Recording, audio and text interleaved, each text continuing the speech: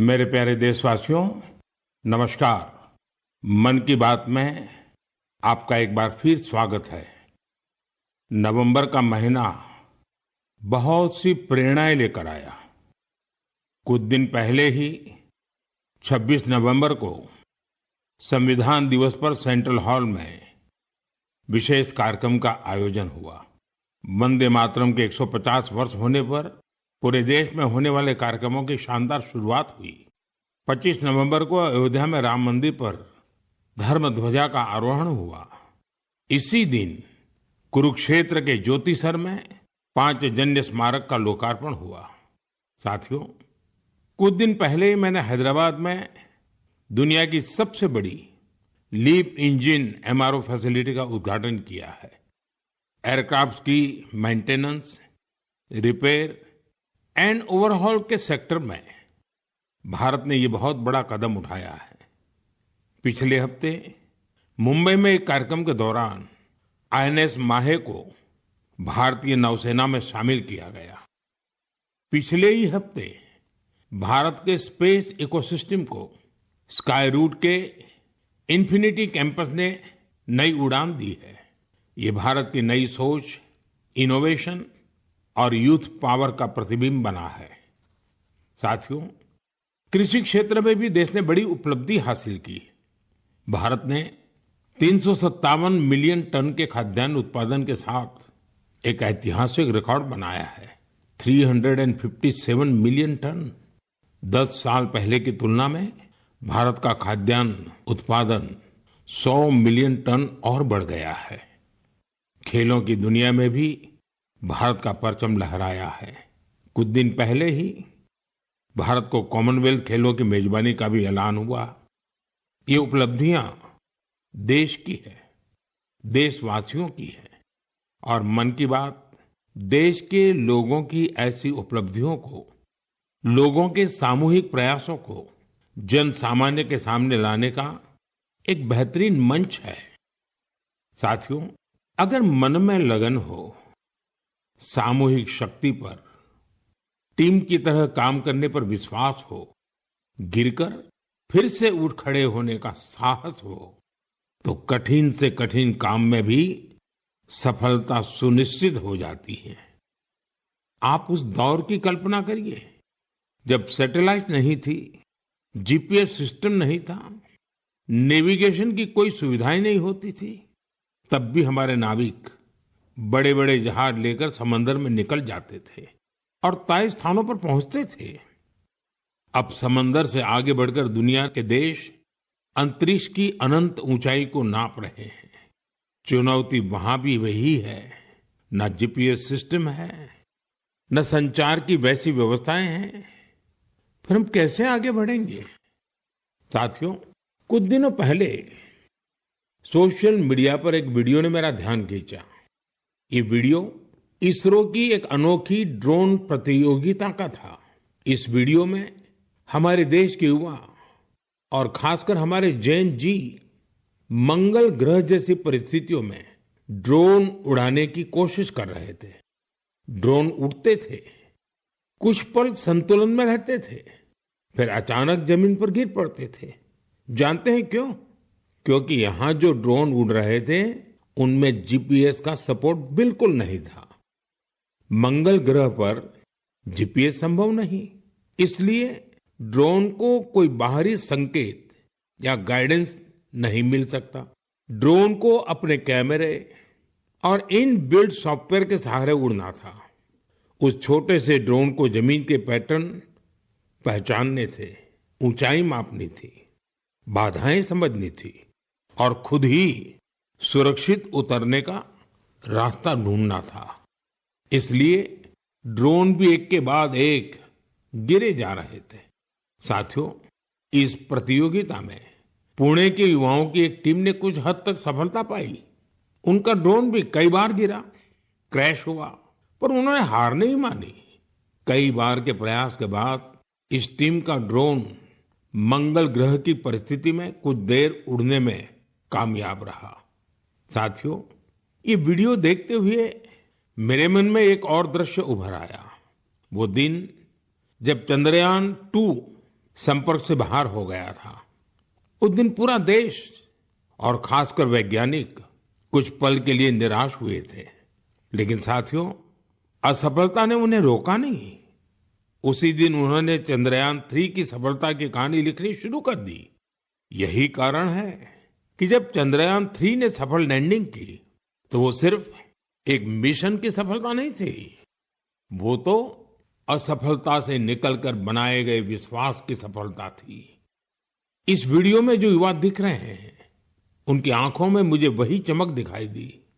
हर बार जब मैं हमारे युवाओं की लगन और वैज्ञानिकों के समर्पण को देखता हूं, तो मन उत्साह से भर जाता है। युवाओं की यही लगन विकसित भारत की बहुत बड़ी शक्ति है। मेरे प्यारे देशवासियों, आप सभी शहद की मिठास से जरूर परिचित होंगे, लेकिन अक्सर हमें ये नहीं पता चलता इसके पीछे कितने लोगों की मेहनत है, कितनी परंपराएं हैं और प्रकृति के साथ कितना सुंदर तालमेल है। साथियों, जम्मू कश्मीर के पहाड़ी इलाकों में वन तुलसी यानी सुलाई के फूलों से यहाँ की मधुमक्खियां बेहद अनोखा शहद बनाती हैं। ये सफेद रंग का शहद होता है, जिसे रामबन सुलाई हनी कहा जाता है। कुछ वर्षों पहले ही रामबन सुलाई हनी को जीआई टैग मिला है। इसके बाद इस शहद की पहचान पूरे देश में बन रही है। साथियों, दक्षिण कन्नड़ा जिले के पुत्तूर में वहां की वनस्पतियां शहद उत्पादन के लिए उत्कृष्ट मानी जाती हैं। यहाँ ग्रामजन्य नाम की किसान संस्था इस प्राकृतिक उपहार को नई दिशा दे रही है। ग्रामजन्य ने यहाँ एक आधुनिक प्रोसेसिंग यूनिट बनाया। लैब, बॉटलिंग, स्टोरेज और डिजिटल ट्रैकिंग जैसी सुविधाएं जोड़ी गई। अब यही शहद ब्रांडेड उत्पाद बनकर गांवों से शहरों तक पहुंच रहा है। इस प्रयास का लाभ 2,500 से अधिक किसानों को मिला है।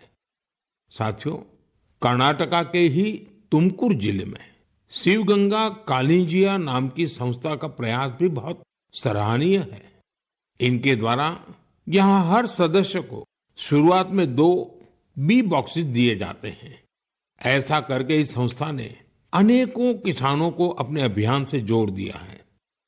अब इस संस्था से जुड़े किसान मिलकर शहद निकालते हैं, बेहतरीन पैकेजिंग करते हैं और स्थानीय बाजार तक पहुंचाते हैं। इससे उन्हें लाखों की कमाई भी हो रही है। ऐसा ही एक उदाहरण नागालैंड के क्लिफ हनी हंटिंग का है। नागालैंड के चोकलांगन गांव में खियामनी यांगन जनजाति सदियों से शहद निकालने का काम करती आई है। यहाँ मधुमक्खियों पेड़ों पर नहीं, बल्कि ऊंची चट्टानों पर अपने घर बनाती हैं। इसलिए शहद निकालने का काम भी बहुत जोखिम भरा होता है। इसलिए यहाँ के लोग मधुमक्खियों से पहले सौम्यता से बात करते हैं, उनसे अनुमति लेते हैं, उन्हें बताते हैं कि आज वे शहद लेने आए हैं। इसके बाद शहद निकालते हैं। साथियों, आज भारत हनी प्रोडक्शन में नए रिकॉर्ड बना रहा है। 11 साल पहले देश में हनी का उत्पादन 76,000 मैट्रिक टन था। अब ये बढ़कर 1.5 लाख मैट्रिक टन से भी ज्यादा हो गया है। बीते कुछ वर्षों में शहद का एक्सपोर्ट भी 3 गुना से ज्यादा बढ़ गया है। हनी मिशन कार्यक्रम के तहत खादी ग्रामोद्योग ने भी 2.25 लाख से ज्यादा बी बॉक्सेस लोगों में बांटे हैं। इससे हजारों लोगों को रोजगार के नए अवसर मिले हैं। यानी देश के अलग अलग कोनों में शहद की मिठास भी बढ़ रही है और ये मिठास किसानों की आय भी बढ़ा रही है। मेरे प्यारे देशवासियों, हरियाणा के कुरुक्षेत्र में महाभारत का युद्ध हुआ था, ये हम सभी जानते हैं। लेकिन युद्ध के इस अनुभव को अब आप वहां महाभारत अनुभव केंद्र में भी साक्षात महसूस कर सकते हैं। इस अनुभव केंद्र में महाभारत की गाथा को 3D light and sound show और डिजिटल टेक्निक से दिखाया जा रहा है। 25 नवंबर को जब मैं कुरुक्षेत्र गया था तो इस अनुभव केंद्र के अनुभव ने मुझे आनंद से भर दिया था। साथियों, कुरुक्षेत्र में ब्रह्म सरोवर पर आयोजित अंतर्राष्ट्रीय गीता महोत्सव में शामिल होना भी मेरे लिए बहुत विशेष रहा। मैं ये देखकर बहुत प्रभावित हुआ कि कैसे दुनिया भर के लोग दिव्य ग्रंथ गीता से प्रेरित हो रहे हैं। इस महोत्सव में यूरोप और सेंट्रल एशिया सहित विश्व के कई देशों के लोगों की भागीदारी रही। इस महीने की शुरुआत में सऊदी अरब में पहली बार किसी सार्वजनिक मंच पर गीता की प्रस्तुति की गई है। यूरोप के लातविया में भी एक यादगार गीता महोत्सव आयोजित किया गया। इस महोत्सव में लातविया, एस्टोनिया, लिथुआनिया और अल्जीरिया के कलाकारों ने बढ़ चढ़ करके हिस्सा लिया। साथियों, भारत की महान संस्कृति में शांति और करुणा का भाव सर्वोपरि रहा है। आप दूसरे विश्व युद्ध की कल्पना कीजिए, जब चारों ओर विनाश का भयावह माहौल बना हुआ था। ऐसे मुश्किल समय में गुजरात के नवानगर के जाम साहब महाराजा दिग्विजय सिंह जी ने जो महान कार्य किया वो आज भी हमें प्रेरणा देता है।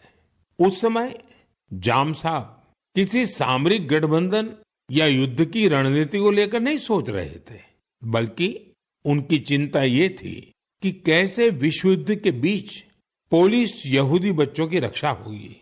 उन्होंने गुजरात में तब हजारों बच्चों को शरण देकर उन्हें नया जीवन दिया, जो आज भी एक मिसाल है। कुछ दिन पहले दक्षिणी इजराइल के मोशाव नेवातिम में जाम साहब की प्रतिमा का अनावरण किया गया।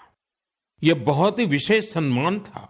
पिछले वर्ष पोलैंड के वार्सो में मुझे जाम साहब के स्मारक पर श्रद्धा सुमन अर्पित करने का सौभाग्य मिला था। मेरे लिए वो क्षण अविस्मरणीय रहेगा।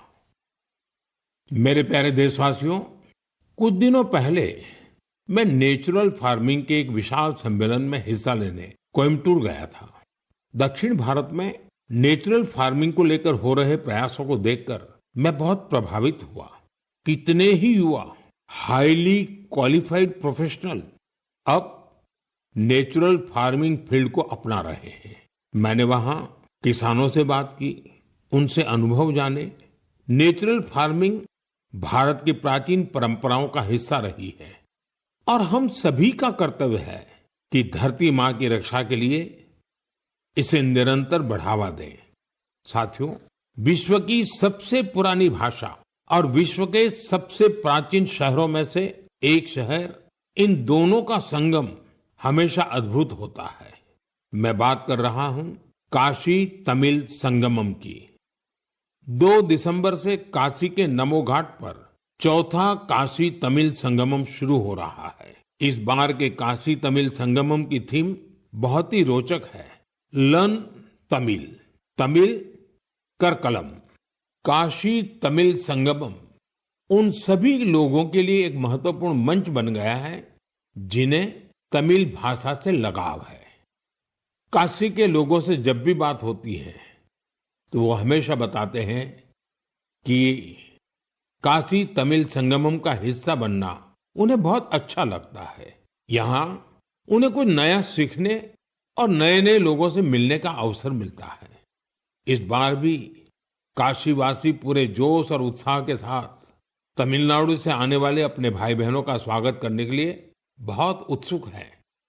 मेरा आप सभी से आग्रह है कि आप काशी तमिल संगमम का हिस्सा जरूर बने। इसके साथ ही ऐसे और भी मंचों के बारे में सोचें जिनसे एक भारत श्रेष्ठ भारत की भावना मजबूत हो। यहां मैं एक बार फिर कहना चाहूंगा, तमिल कलाचारम उयर्वानद, तमिल मोली उयर्वानद, तमिल इंडियाविन पेरुमिदम। मेरे प्यारे देशवासियों, जब भारत के सुरक्षा तंत्र को मजबूती मिलती है तो हर भारतीय को गर्व होता है। पिछले हफ्ते मुंबई में आईएनएस माहे को भारतीय नौसेना में शामिल किया गया। कुछ लोगों के बीच इसके स्वदेशी डिजाइन को लेकर खूब चर्चा रही। वहीं पुडुचेरी और मालाबार कोस्ट के लोग इसके नाम से ही खुश हो गए। दरअसल इसका माहे नाम उस स्थान माहे के नाम पर रखा गया है जिसकी एक समृद्ध ऐतिहासिक विरासत रही है। केरला और तमिलनाडु के कई लोगों ने इस बात पर गौर किया कि इस युद्धपोत का क्रेस्ट, उरुमी और कलारियापट्टू की पारंपरिक लचीली तलवार की तरह दिखाई पड़ता है। ये हम सबके लिए गर्व की बात है कि हमारी नौसेना बहुत ही तेजी से आत्मनिर्भरता की ओर कदम बढ़ा रही है। 4 दिसंबर को हम नौसेना दिवस भी मनाने जा रहे हैं। ये अवसर हमारे सैनिकों के अदम्य साहस और पराक्रम को सम्मान देने का एक खास दिन है। साथियों, जो लोग नेवी से जुड़े टूरिज्म में रुचि रखते हैं, उनके लिए हमारे देश में बहुत सी जगह हैं जहां जाकर उन्हें बहुत कुछ सीखने को मिलेगा। देश के पश्चिमी तट पर गुजरात के सोमनाथ के पास एक जिला है दीव। दीव में आईएनएस खुखरी को समर्पित खुखरी मेमोरियल एंड म्यूजियम है। वहीं गोवा में नेवल एविएशन म्यूजियम है जो एशिया में अपनी तरह का अनूठा संग्रहालय है। फोर्ट कोची के आईएनएस द्रोणाचार्य में इंडियन नेवल मैरीटाइम म्यूजियम है। यहाँ हमारे देश की मैरीटाइम हिस्ट्री और इंडियन नेवी के इवोल्यूशन को देखा जा सकता है। श्री विजयपुरम, जिसे पहले पोर्ट ब्लेयर कहा जाता था, वहां समुद्री का नेवल मरीन म्यूजियम उस क्षेत्र के समृद्ध इतिहास को सामने लाने के लिए जाना जाता है। कारवार के रविंद्रनाथ टैगोर बीच पर वॉरशिप म्यूजियम में मिसाइलों और हथियारों की रिप्लिका रखी गई है। विशाखापट्टनम में भी एक सबमरीन, हेलीकॉप्टर और एयरक्राफ्ट म्यूजियम है जो इंडियन नेवी से जुड़ा है। मैं आप सभी से, विशेषकर मिलिट्री हिस्ट्री में रुचि रखने वाले लोगों से आग्रह करता हूं कि आप इन म्यूजियम्स को देखने जरूर जाएं। मेरे प्यारे देशवासियों, सर्दियां आ गई हैं और साथ ही सर्दियों से जुड़े टूरिज्म का भी समय आ गया है। दुनिया के कई देशों ने सर्दियों में होने वाले टूरिज्म को, विंटर टूरिज्म को अपनी अर्थव्यवस्था का बहुत बड़ा आधार बना दिया है। अनेक देशों में दुनिया के सबसे सफल विंटर फेस्टिवल और विंटर स्पोर्ट्स मॉडल है। इन देशों ने skiing, snowboarding, snow trekking, ice climbing और फैमिली स्नो पार्क्स जैसे अनुभवों को अपनी पहचान बनाया है। इन्होंने अपने विंटर फेस्टिवल्स को भी वैश्विक आकर्षण में बदला है। साथियों, हमारे देश में भी विंटर टूरिज्म की हर क्षमता मौजूद है। हमारे पास पहाड़ भी हैं, संस्कृति भी है और एडवेंचर की असीम संभावनाएं भी हैं। मुझे खुशी है इन दिनों उत्तराखंड का विंटर टूरिज्म लोगों को बहुत आकर्षित कर रहा है। सर्दियों के मौसम में औली, मुनस्यारी, चोपटा और डेहरा जैसी जगहें खूब पॉपुलर हो रही हैं। अभी कुछ सप्ताह पहले पिथौरागढ़ जिले में 14,500 फुट से अधिक की ऊंचाई पर आदि कैलाश में राज्य की पहली high altitude ultra run marathon का आयोजन किया गया था। इसमें देश भर के 18 राज्यों से 750 से ज्यादा एथलीट्स ने हिस्सा लिया था। 60 किलोमीटर लंबी आदि कैलाश परिक्रमा रन का प्रारंभ कड़कड़ाती सर्दी में सुबह 5 बजे हुआ था। इतनी ठंड के बावजूद भी लोगों का उत्साह देखते ही बनता था। आदि कैलाश की यात्रा पर जहां 3 साल पहले तक मात्र 2000 से कम पर्यटक आते थे, अब यह संख्या भी बढ़कर 30,000 से अधिक हो गई है। साथियों, कुछ ही हफ्तों में उत्तराखंड में विंटर गेम्स का आयोजन भी होना है। देश भर के खिलाड़ी, एडवेंचर प्रेमी और खेलों से जुड़े लोग इस आयोजन को लेकर उत्साहित हैं। स्कीइंग हो या स्नोबोर्डिंग, बर्फ पर होने वाले कई खेलों की तैयारियां शुरू हो चुकी हैं।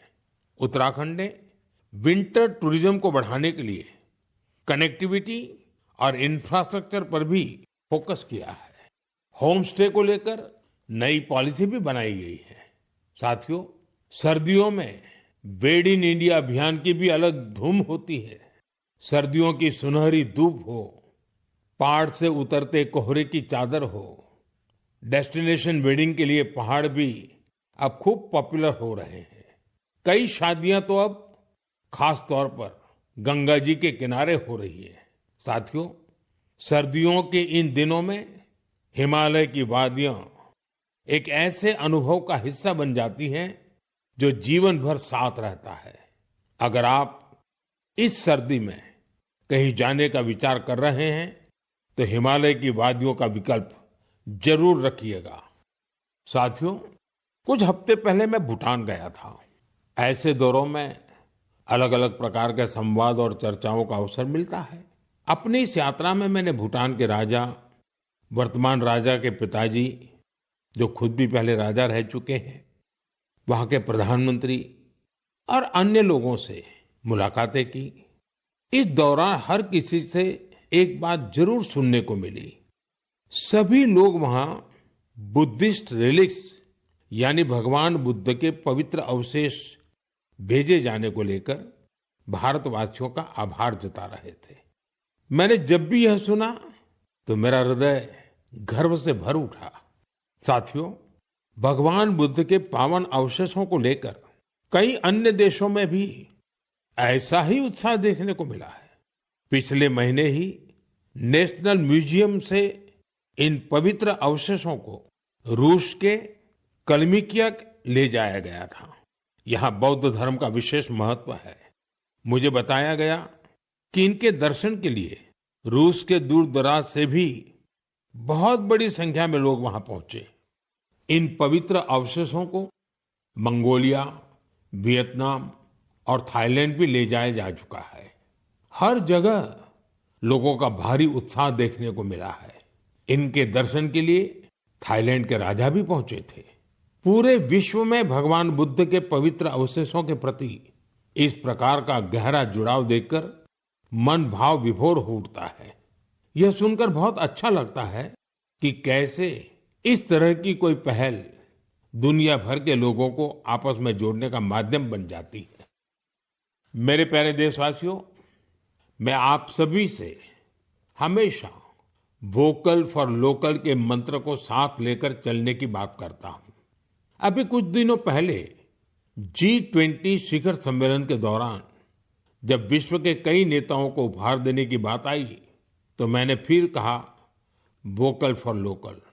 मैंने देशवासियों की ओर से विश्व के नेताओं को जो उपहार भेंट किए उसमें इस भावना का विशेष ध्यान रखा गया। G20 के दौरान मैंने दक्षिण अफ्रीका के राष्ट्रपति को नटराज की कांस्य प्रतिमा भेंट की।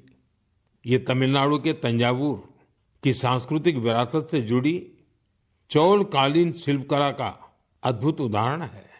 कनाडा के प्रधानमंत्री को चांदी के अश्व की प्रतिकृति दी गई। यह राजस्थान के उदयपुर की बेहतरीन शिल्पकला को दर्शाती है। जापान के प्रधानमंत्री को चांदी की बुद्ध की प्रतिकृति भेंट की गई। इसमें तेलंगाना और करीमनगर की प्रसिद्ध सिल्वर क्राफ्ट की बारीकी का पता चलता है। इटली की प्रधानमंत्री को फूलों की आकृतियों वाला सिल्वर मिरर उपहार में दिया। ये भी करीमनगर की ही पारंपरिक धातु शिल्पकला को प्रदर्शित करता है। ऑस्ट्रेलिया के प्रधानमंत्री को मैंने ब्रास उर्ली भेंट की। ये केरला के मन्नार का एक उत्कृष्ट शिल्प है। मेरा उद्देश्य था कि दुनिया भारत के शिल्प, कला और परंपरा के बारे में जाने और हमारे कारीगरों की प्रतिभा को ग्लोबल मंच मिले। साथियों, मुझे खुशी है कि वोकल फॉर लोकल की भावना को देश के करोड़ों लोगों ने अपने जीवन का हिस्सा बना लिया है।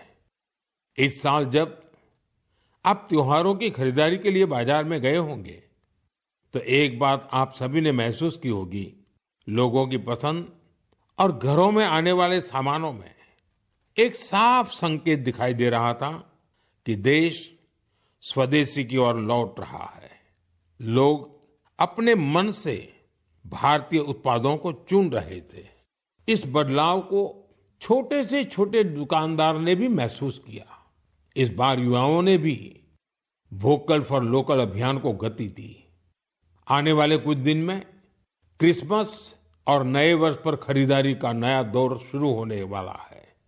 मैं आपको फिर याद दिलाऊंगा, वोकल फॉर लोकल का मंत्र याद रखें। खरीदें वही जो देश में बना हो, बेचे वही जिसमें किसी देशवासी की मेहनत लगी हो।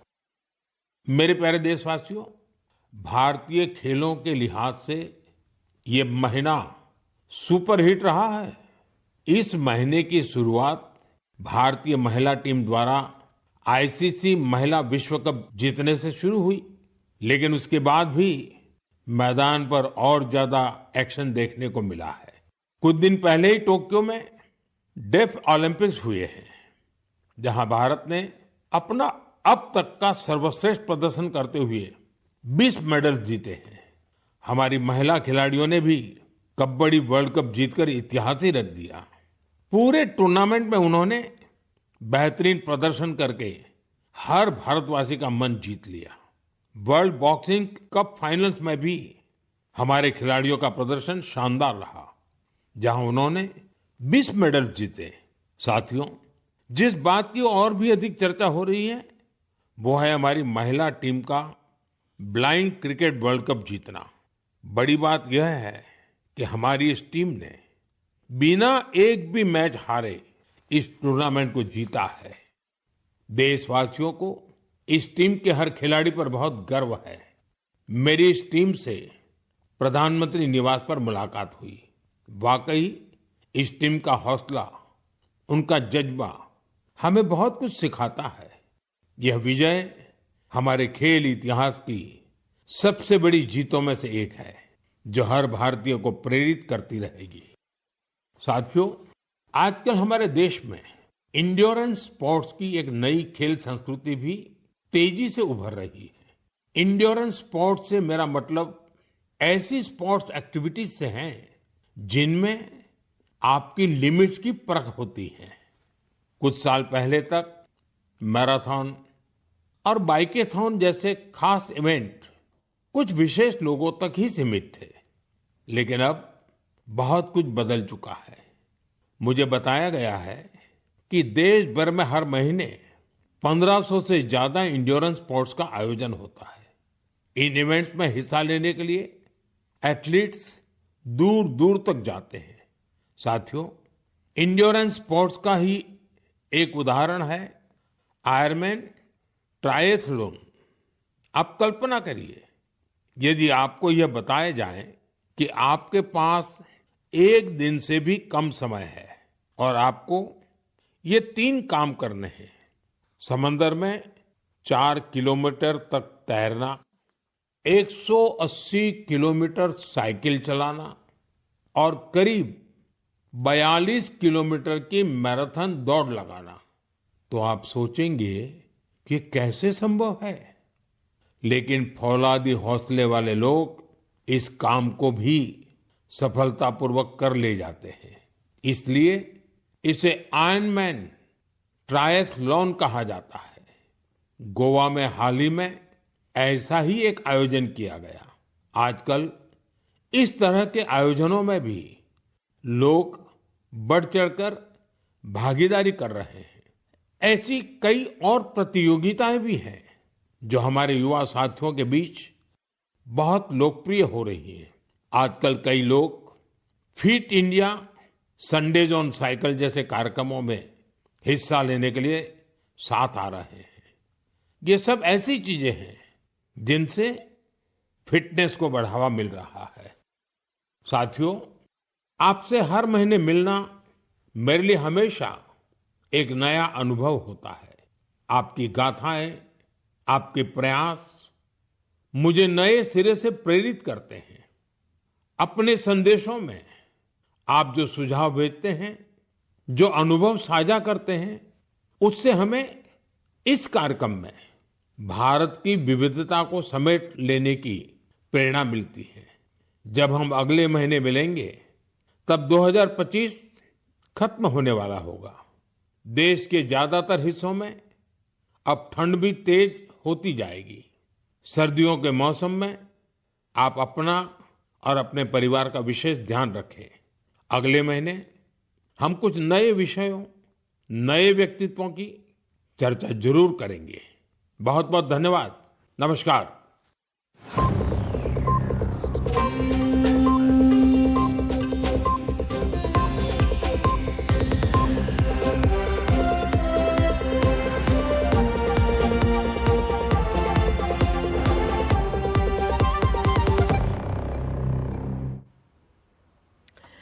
और आप सुन रहे थे प्रधानमंत्री के मन की बात का 128वां संस्करण, जहां प्रधानमंत्री ने देशवासियों से मन की बात साझा करते हुए साफ तौर पर जो नई उपलब्धियां हैं और भविष्य की उम्मीदों का